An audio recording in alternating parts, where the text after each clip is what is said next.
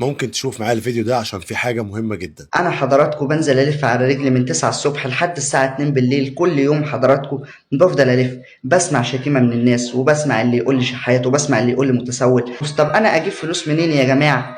يعني انا مش عارف اعمل ايه. انا شاب بسيط بنزل الف على رجلي من صباحيه ربنا لحد الساعه 2 بالليل، ويا ريت ببيع اصلا. ممكن ابيع وممكن ما ابيعش، وبحمد ربنا على كل حاجه. انا اسمي يوسف، ببيع برفانات للي يعرفني او اللي ما يعرفنيش. شاب في اولى ثانوي، بنزل اسعى على اكل عيشي، وبساعد ابويا وامي في مصاريف البيت، وبساعد في مصاريف تعليم اخواتي الصغيرين. ببيع برفانات حلوه. انا حضراتكم بنزل الف على رجلي من 9 الصبح لحد الساعه 2 بالليل كل يوم. حضراتكم بفضل الف، بسمع شتيمه من الناس، وبسمع اللي يقول لي شحات، وبسمع اللي يقول لي متسول، وبسمع كلام يعني ما يعلم به الا ربنا، وبقول عادي الحمد لله وراضي ومكمل، وبسعى على اكل عيشي. حضراتكم انا دلوقتي يعني ببعت لناس مشاهير عشان يعملوا لي فيديو يدعموني فيه، عشان يساعدوني فيه حضراتكم، ويقولوا للناس تشتري مني. انا مش عايز فلوس من حد، انا بس كل اللي عايزه انه الناس تدعمني بفيديو واحد بس. الناس المشاهير دي بس، في اللي بيقول لي 15000 جنيه، وفي اللي بيقول لي 20000 جنيه، واللي بيقول لي 10000 جنيه عشان يعملوا لي مجرد اعلان بسيط. يعني ليه مجرد اعلان بسيط تعملوه لي ب 10000 جنيه؟ حرام عليكم. انا اللي بكسبها في اليوم اصلا 50 جنيه حضراتكم.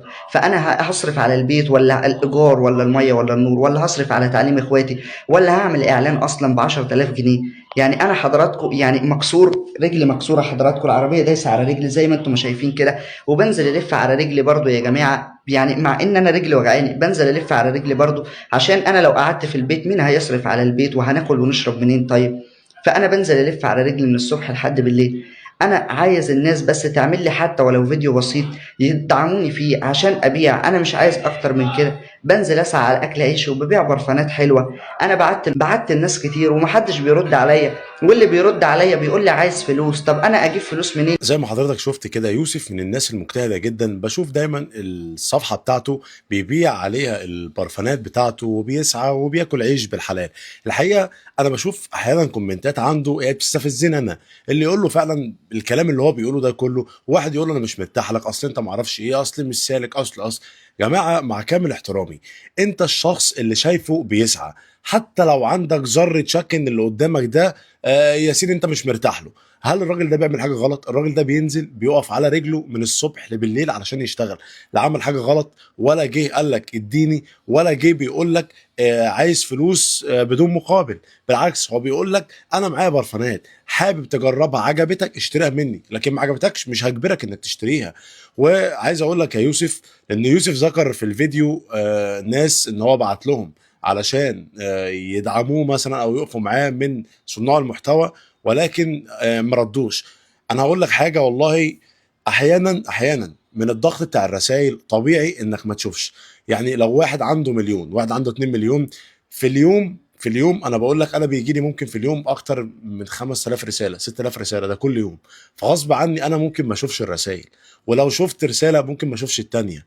فعايزك برضه تلتمس العذر يا يوسف للناس دي كلها، ان هي غصب عنها ممكن ما يكونوش شافوا الفيديوهات دي. ولكن انا واثق ان كل صناع المحتوى اللي هم فعلا جواهم خير ومعروفين والناس كلها حباهم. لان خد بالك محدش، يعني ربنا سبحانه وتعالى بيحبب فيه الناس الا لما يكون ربنا راضي عنه، يعني خدها قاعده. فالناس دي من جواها خير.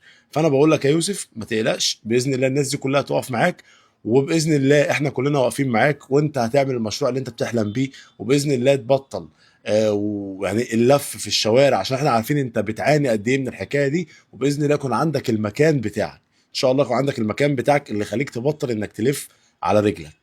ربنا يرزقك يا يوسف، ربنا يجعل لك الخير كله عندك.